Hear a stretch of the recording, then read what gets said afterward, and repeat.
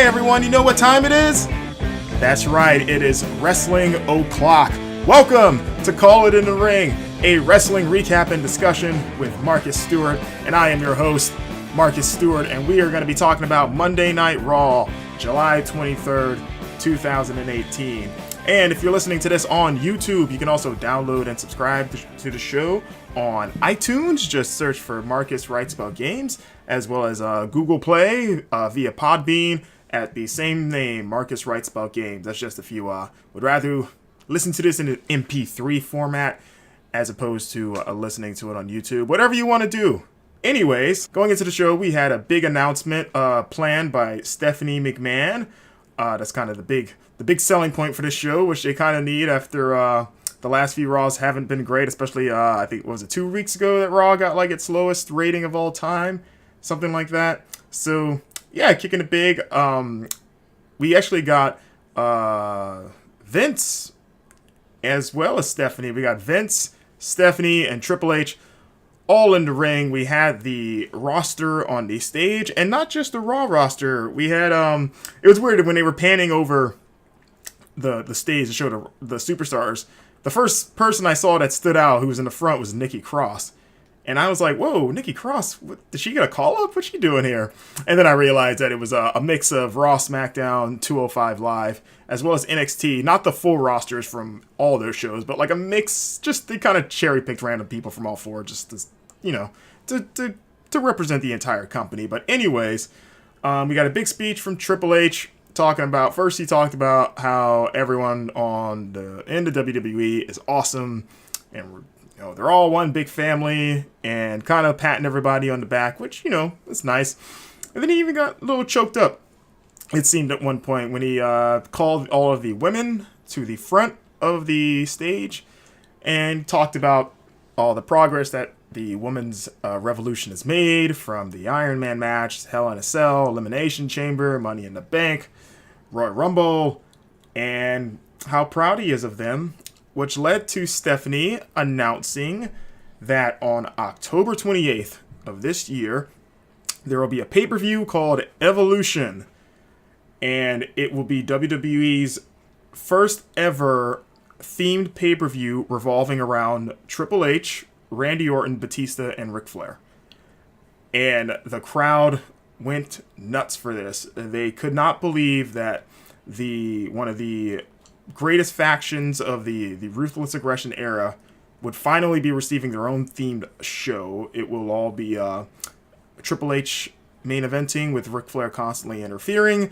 We're going to see a legend killer Randy Orton return to, he's going to grow his hair. Well, I guess he's already grown his hair back. He's going to be a dick. He'll fight for the Intercontinental Championship to win that back, and then Batista and Flair will chase the tag titles. They will face the B team for the tag team championships. Yeah, I'm just kidding. That's not what it is. Though it is called Evolution, it will not be an Evolution themed pay-per-view. It would be the first ever all women's pay-per-view. The ladies of Raw, SmackDown, and NXT will all be there.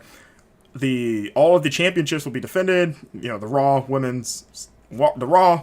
SmackDown, and NXT women's titles will be defended, as well as the finals for this year's Mae Young Classic will take place at Evolution, October 28th. And that's cool. Why not? There's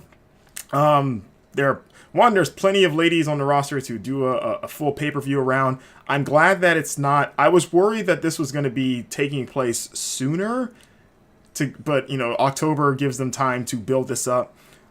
Which is good. I'm wondering, one of the big rumors going into the show, or at least I don't even know if it was a rumor or so much as wishful thinking by some fans, was that they were going to announce maybe like a women's version of the Intercontinental Championship, or just a women's mid-card belt, or a women's tag team belts. I hoped that the latter would not come true, because WWE can barely sustain 2 tag divisions, let alone 2 women's tag divisions, when the rosters on either side could not support it. So I hope that still doesn't happen. A women's mid-card belt? That's an easier thing they could pull off, because, they're all singles competitors for the most part. The only actual teams are like the Riot Squad and the Iconics, and I guess to a lesser extent, Mandy Rose and Sonya Deville. But yeah, this is, cool. Good for the ladies. I'm curious to see how that works out. I'm wondering if this will be a one-off. I mean, I guess it depends on how well it does. Hopefully, it's a good show and not the second coming of like a December to Dismember. It would have to do quite a bit to be as bad as that show. So I think they'll be fine on that front. But again, congrats to the ladies. Looking forward to see what that show pans out being. Next we get the B team in the back. They're really excited to defend their tag team championships against Matt Hardy and Bray Wyatt. They have a cute little moment where they kind of talk about how they can't believe that they went from losing all of the time to winning all of the time. And this came off as a very face promo. Like, these guys are, I mean, they've barely been heels since becoming the B team outside of like their history hanging out with Miz, but that's really been the only thing that has made them, like, I guess qualify as heels. Of like, hey, they used to be douchebags, but they don't cheat really. They celebrate like idiots, but it's funny. And yeah, this came off as a total face promo with both of them, like Bo saying that Curtis is the brother he's never had, which is cute because obviously in real life, Bray Wyatt is Bo Dallas's brother. And, they had a bit where they almost forgot their belts before going to the ring. And I just took this like, yeah, these guys are totally faces. And the crowd, it loves them. So this led to the tag title match, first match of the show. But first, we had Elias on the stage trying to perform a song because his album, which is indeed real, dropped that day on the 23rd. And, it's called Walk with Elias. It's on iTunes and Spotify and, I don't know, maybe Virgin record stores you can go in and buy it too. Maybe it's on a vinyl. Who knows? 8-track. But he tries to perform a song. He is interrupted by Matt Hardy and Bray Wyatt. And this will not be the first time that this happens tonight. And the match itself was fine. It was no better or worse than the other times that these two teams have fought. Bray Wyatt, Bo Dallas and Curtis Axel pick up the win after I don't know if call it miscommunication. It was more like they Matt had the match won, hit the twist of fate on Bo, I think it was, and then Curtis pushed Bray on top of Matt to break up the pin and cause some confusion, which allowed Bo to roll, to kind of do a crucifix roll to Matt and get the 1, 2, 3.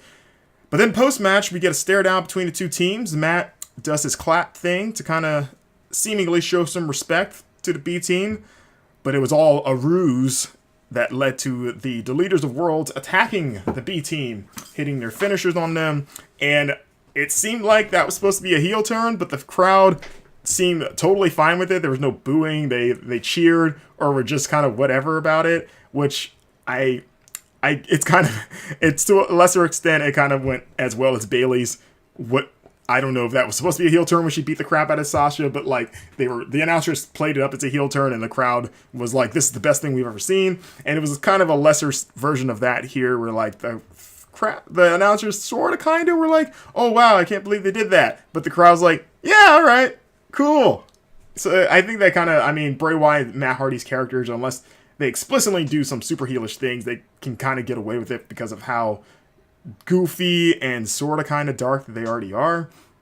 But we'll see where this goes. A heel Matt Hardy could be, he's entertaining regardless, but maybe they'll let him do more, because that's kind of been a problem with him, is that he has this incredibly over gimmick, but they haven't let him really do anything with it as of late.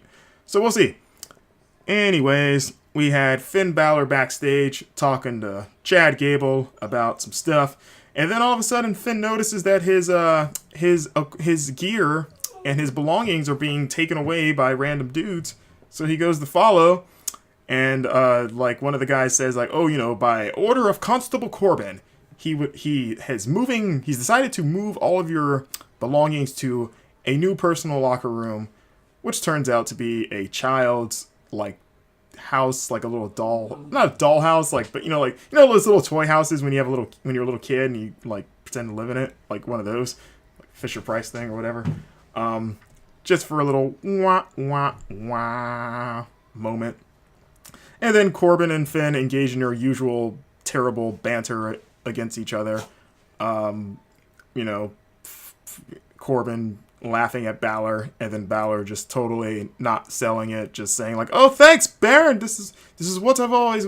I can't do an Irish accent that well. This is what I've this is what I've always wanted, just being really sarcastic, and Corbin just going like, "Oh yeah, oh yeah, well." You got to fight Drew McIntyre tonight, which is weird how he said it, because before, I think it was right after the tag title match, they advertised that Drew McIntyre would be wrestling Finn Balor, and then they did this segment, and then Corbin said that Balor was fighting McIntyre in a way that would suggest that he was just now making the match as punishment. Like, oh yeah? Well, guess what? You're going to get Drew McIntyre. And it's like, well, he knows that, right? It's already been advertised that that's happening. Why are you, I don't know. It was weird. So backstage after that, this is going to be a theme tonight. There was a lot of non-wrestling going on this show tonight. We had Bayley and Sasha Banks, who were really, really happy. We saw a clip of the last week when Sasha said that she loved Bayley, and that was why she actually, I don't know. I'm forgetting what that explained exactly. I was gonna say, like, that's why she hated Bayley for so long, is because she loves her. I guess that's sort of what they're going for. Like, like, oh, I got so frustrated because I love you. And I don't know. But yeah, anyways, Sasha loves Bayley. Bayley is cool with this. They're really, really happy backstage. To the point of, okay, so I don't know if this is what they're going for, but it seems like it could go that way. I just don't know if WB will actually do this. Is that this seemed vaguely romantic? And I don't know. I don't know if that's where they're going, but that's heavily implied. Like, they were happy in the sense of, like, when you tell someone that you like them, like you're in love with them or whatever, and then the person agrees, and you're both kind of like giddy about it, like, oh my god, I can't believe we're together, That's what this felt like. And I'm not opposed to doing like a same-sex, relationship angle. I just don't know if I trust WWE with that. And this could not be that. They could be friends. Like, there's such a thing as being a platonic friend and saying that you love them. That's, that's normal. But just the way that the vibe, this felt like it had romantic connotations to it. And let's hypothetically say that that's what it's going to be, real quick. Again, that's fine. And honestly, the best way that WWE could approach that is to not act like it's a big deal. In terms of, like, don't call it out. So like, oh my god, but they're two women and they're in love. Like, don't, like, treat it like any other relationship, which is, to me, I've always stood by that for any sort of, like same-sex representation in any media. Is just, like, the best thing the best way to achieve a victory on that front is to not make a thing out of it. Because a lot of times, with good reasons, and I get it, when when like a same-sex thing is featured, it gets touted as this big victory for the community, and it is, but sometimes it goes too far of, like, you still make it weird in the sense that you have to point it out every time it happens, of like, look, they're doing it. And it's like, honestly, like, the only way it's going to become the norm is if you treat it like the norm. Like, no one calls out a man and a woman going together. You just go, hey, okay. So, like, if Sasha and Bayley are indeed, like, in love with each other, like, love, then just treat it like anything else. Like, oh, okay, hey, they're together, I guess, sure, whatever. Anyways, random tangent aside, this led to a tag team match with the two taking on two jobbers. The jobbers, no, they didn't win. Sasha and Bayley won. They had a very, very, again, this could all be platonic, but their post-match hug was very, again, intimate, we'll say. And it went on for a while, to the point where I was half expecting one of them to kiss the other, or to try to kiss the other, and it did not happen. But yeah, we'll see how this unfolds. I'm very curious about where this goes. Elias once again tries to play a song. I think I mentioned that he's not in the ring for this. He's just on the stage off to the side. He keeps reminding us of his album, and before he can get a single note out, Braun Strowman interrupts this time. And Braun comes to the ring, talking about SummerSlam and how, well, first he congratulates the ladies on the pay-per-view, which is actually another running theme tonight, is that I feel like every backstage segment or every time someone was interviewed, they mentioned that Evolution and was like, oh, I'm so happy for the ladies, which is fine. It also, it's a mix of like totally fine and also WWE's kind of like regular like pounding an idea into your head nonstop so that you don't forget it. So it kind of came off as that too, which it's a mix of both of like, also great, but also it's them doing the thing that they always do, which can get annoying. But he comes out, says, "Hey, good job, ladies," and then turns his attention to SummerSlam, saying, "Hey, no matter who wins, I win, because I'm the monster." And this brings out Kevin Owens, still really banged up from his death-defying dive, or fall, I should say, to victory in the cage match at Extreme Rules. And he is serious for the first time in a while. He we see a bit of the sociopathic, I want to kill everything Kevin Owens of old, which is my favorite Kevin Owens. Even though he's obviously fantastic at being the smarmy, cowardly heel, sometimes WWE lets him do that too much, and you forget that he actually is a threat.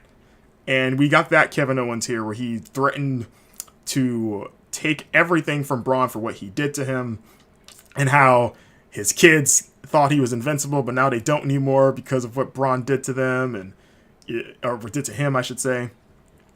And this brought out Baron Corbin, who said that by orders of Stephanie McMahon, Braun needs to chill out, and the best way to do that is to get Jinder Mahal, accompanied by Sunil Singh, to go to the ring, and Jinder does his new kind of his pacifist peace gimmick thing, and this ended exactly the way you would expect, with Braun pretending to play along before proceeding to eat both of them.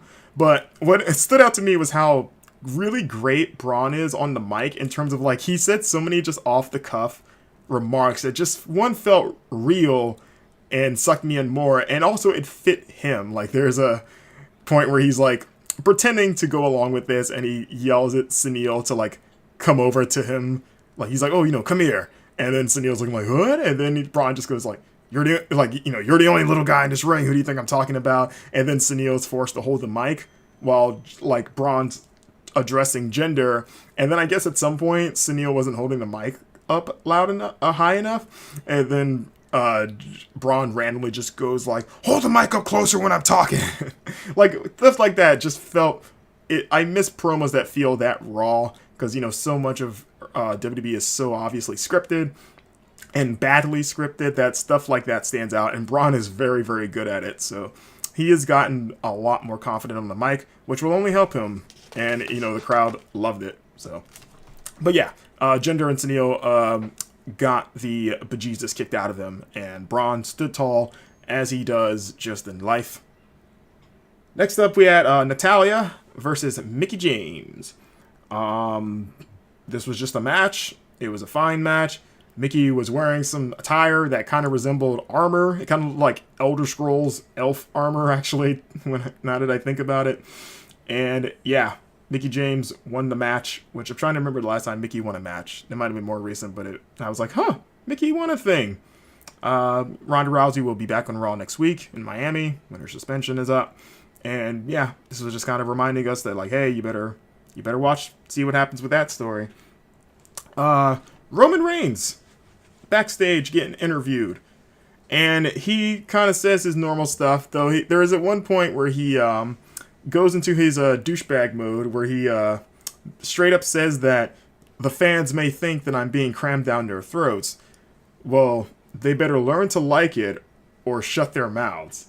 And I was like, whoa, okay. And, this isn't super surprising in the sense that, like, Roman has kind of been playing a tweener-ish character for a while now, especially this year, like, since WrestleMania. So this seems to be kind of, maintaining that trend for him. It's it's weird to it's good because one, he plays that very well. Like he's always come off as kind of a natural jerk slash just straight up asshole. Which is why a lot of people think he would, if he went full on heel, he'd be amazing at it. But he's so good at also being a tweener character that I can see why WWE maybe doesn't need to turn him, because like he isn't a blatant babyface. He's like I said, like he says stuff like that is just douchey. So you can put him against a babyface and still get the heel reaction and a similar dynamic. Not totally, because the announcers will always try to present Roman as a good guy no matter what he says. I think a recent proof is the Lashley feud, where Lashley is clearly a good guy, and Roman was the one coming off like a total prick in that feud.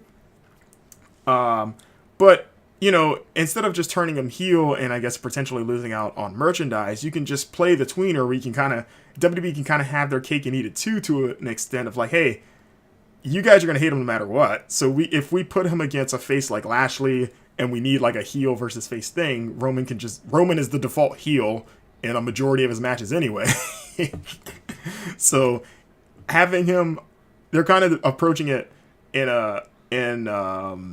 I guess I don't want to say a smarter way than Cena, because Cena at least comes off like he comes off like a naturally good guy anyway. So to try to make him a tweener would be weird, whereas like Roman comes off like a dick. So, but people still like him, or he has his fans and he still sells merch, at least as far as I understand.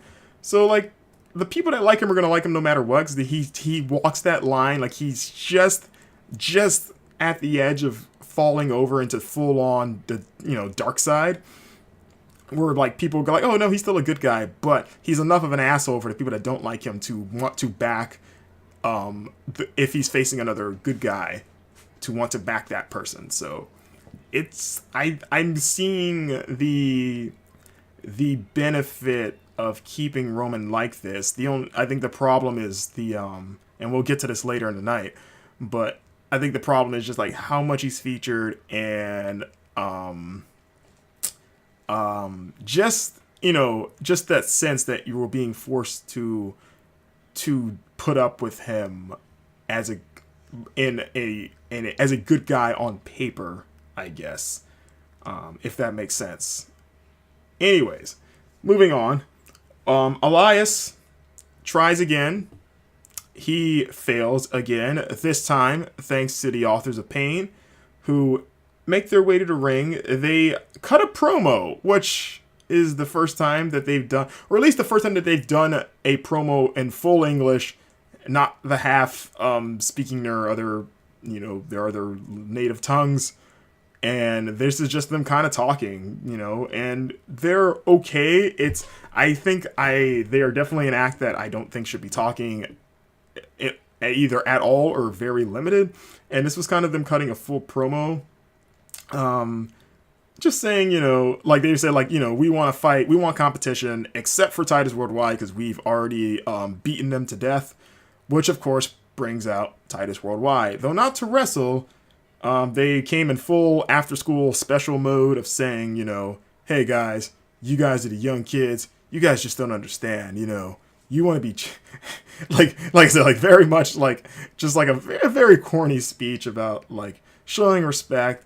And like Apollo dropped maybe the corniest line I've heard in some time of like, you guys, if you guys change your attitude, then like you'll not only be champions in the ring, but you'll like be champions in life, or something like that, like something along those lines. Like you'll be you'll have championship personalities, or just championship caliber people, in addition to literally being the champions. It was really dumb. And of course, Akam and Razar are like, screw that noise, and get into it with Titus Worldwide. But Titus Worldwide actually stands tall, sends them out of the ring, and Authors bail. And all I could think of during this, outside of how lame Titus Worldwide's speech was let's see what we got here. We've got a heel tag team from NXT that was relatively dominant, and their first story on the main roster is disrespecting the people that have been there longer than them. Where have I heard this before? And how well has that story turned out for the Ascension and the Revival? Like, what did those two lead to? Because they did the same thing of like, we're the baddest and we don't have to respect the old timers. And they both got the legend beatdown treatment that ruined the Ascension, and Revival are only now starting to somewhat recover from it. And granted, I hope that doesn't happen to the Authors of Pain. One, because they're huge, and that would be quite a suspension of disbelief. But you can never trust WWE. But I just had that warning sign of like, oh man, like, are we doing this again? Is this going to lead to like, some old guys coming out and beating the crap out of Akam and Razar?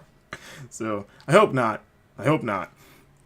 Anyways, backstage, Kurt Angle and Stephanie McMahon are chilling out, and Kevin Owens and Baron Corbin comes up, and Kevin proposes that he and Braun should have a match at SummerSlam, and that the winner should be the new Mr. Money in the Bank. So KO wants to take Braun's briefcase away.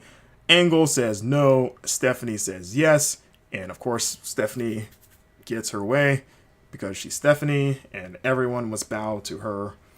I'm interested. I doubt Kevin will win that match, but it's not out of the realm of possibility, which is the best thing that can happen in any wrestling matches when you are not completely convinced that it could go one way. So we'll see. Though I think it would be kind of dumb to take it away. Well, I don't know. We'll see. I'm not even convinced if it would be bad if Braun lost it, because he's a guy that can easily get the belt by traditional means. But interesting. Tyler Breeze and Mojo Rawley had a rematch. Breeze lost again. I'm still interested in a Tyler Breeze solo run. Mojo still looked fine. Bobby Roode did an interview during the match that said, actually, really, I don't even remember what he said. It was nothing of note, because Bobby Roode, as a babyface, is nothing of note. Ziggler and Dolph Ziggler. Dolph Ziggler and Drew McIntyre cut a promo. Drew wants to get rid of Balor's dumb smile, and I completely agreed, because Finn Balor's smile is just dumb. And I love Finn Balor, and he's one of my favorite guys in the show, but I don't know why they have him come out and have this smile plastered at all times. One, it looks kind of creepy and almost disingenuous, and it also goes against his kind of cool guy persona. Like, and I've just realized now they don't call him this anymore, but around the time that he first hit Raw, before he started smiling and cheesing, he, Corey Graves would always call him, refer to him as being James Dean Cool and John Wayne Tough, which I thought was actually a brilliant way to sum him up. I was like, that's him. That is totally Finn Balor. And with him smiling left and right, even when something terrible is happening to him, it takes away a lot of that coolness, and it kind of screams WWE's, we gotta keep everyone happy. Just that really kind of flawed logic of like, he's got a smile, he's a babyface, damn it. It's like, no, just let him look cool. He's much easier just looking cool and like suave and enigmatic than look every time he comes out, he looks like he's getting ready for his high school photo or something. So this led to our match between Finn Balor and Drew McIntyre, Ireland versus Scotland. Two of my favorites on the roster right now. They had a short match. Also, Elias tried to play a song again before this, and he was interrupted by Balor's entrance. There was a really nice spinning DDT that Finn hit on Drew at one point, but the match doesn't last long because Dolph gets involved and manages to get the match ended to DQ. The two villains beat the crap out of Balor and really tried to get that smile off of his face, but alas, Seth Rollins made the save, which of course cue Kurt Angle to make it a tag team match. This was a fine match. Seth pinned Dolph, which should set up an IC title match, and it does. So later in the night, Seth was interviewed and said that he got confirmation that he will face Dolph at SummerSlam for the Intercontinental Championship. Seems to be a normal match, at least for now. I wouldn't be surprised if that turned into a ladder match, but because WWE loves the ladder match and the IC title are conjoined at the hip, and I feel like that would be the only way that, at least in WWE's mind, that you could top their ladder match, or their Iron Man match. Excuse me. So we'll see if that sticks or not. Lashley got interviewed, says he's gonna win tonight. That would be nice. He also mentioned again that he main evented WrestleMania before he left, which he did not main event WrestleMania. Granted, he was in the biggest match at WrestleMania in terms of like the Battle of the Billionaires match between it was, if you don't remember, he faced Umaga, the late great Umaga. But the feud was between Donald Trump, our current president, and Vince McMahon. And the feud was based around them making a bet that they would each pick a wrestler to represent them. And whoever's wrestler lost, the respective billionaire would have to have their head shaved live at WrestleMania. It was billed as the Battle of the Billionaires. And it was the primary reason that WrestleMania 23 drew as much money as it did, because for a lot of non-fans or casual fans, people wanted to see Donald Trump get his head shaved. This is like Apprentice era Donald Trump back in 2007, which is crazy to watch now, knowing what would become.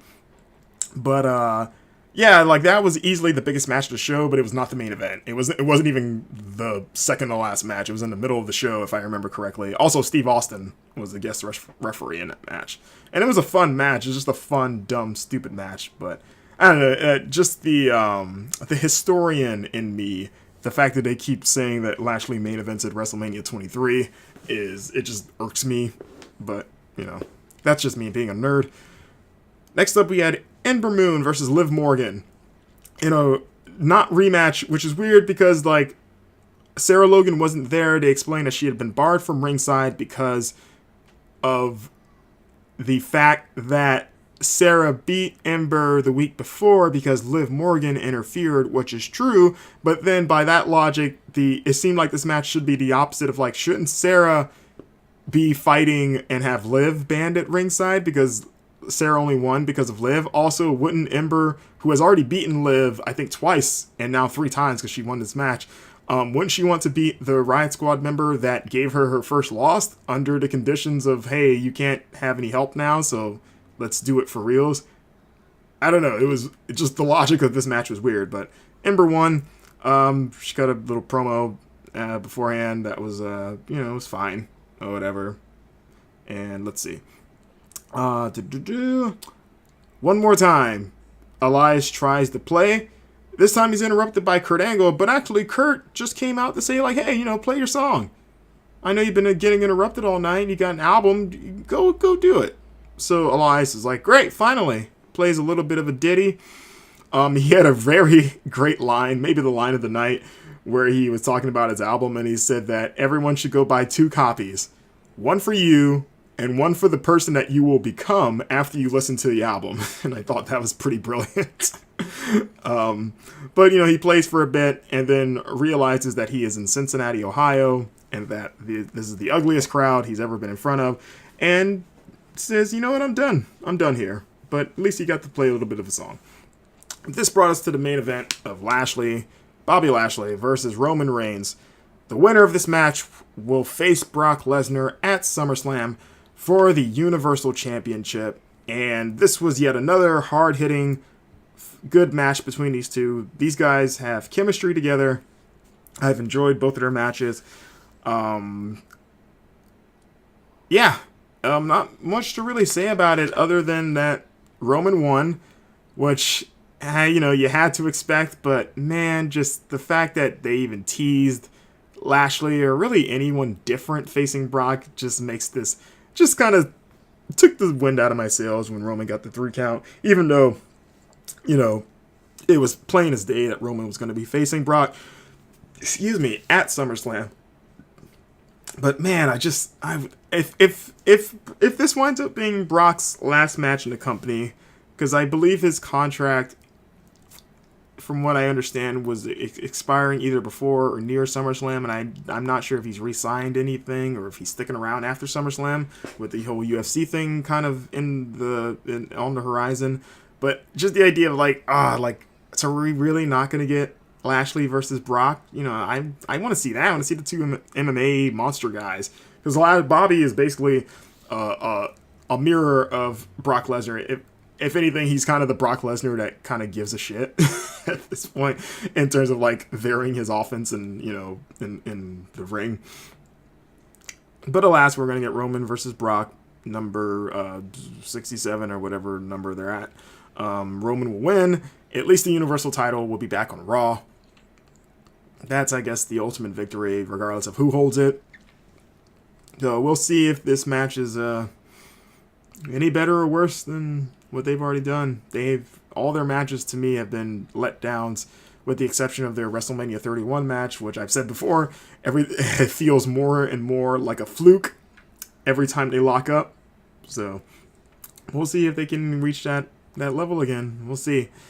But yeah, this was Raw. The wrestling felt it took a little bit of a backseat this week to more just backstage stuff and, talking about the Evolution pay-per-view. Again, that's really cool. We'll see how it goes. I'm wondering if this will be like a pay-per-view, if it will be like a network special, like something like Beast in the East or the UK tournament, if it's going to be one of those or not. Probably not, but we'll see. And yeah, we'll see. We got some matches set up for SummerSlam, which is good. We got Roman Brock, the IC title, the women's match. So the SummerSlam's card is starting to take shape, which is very important. So I'm excited for the second biggest show of the year, the biggest party of the summer, as they say. So, yep, that wraps things up. Be sure to check me out tomorrow when I talk about SmackDown Live. And once again, you can subscribe and download to this show on iTunes, as well as Podbean or Google Play.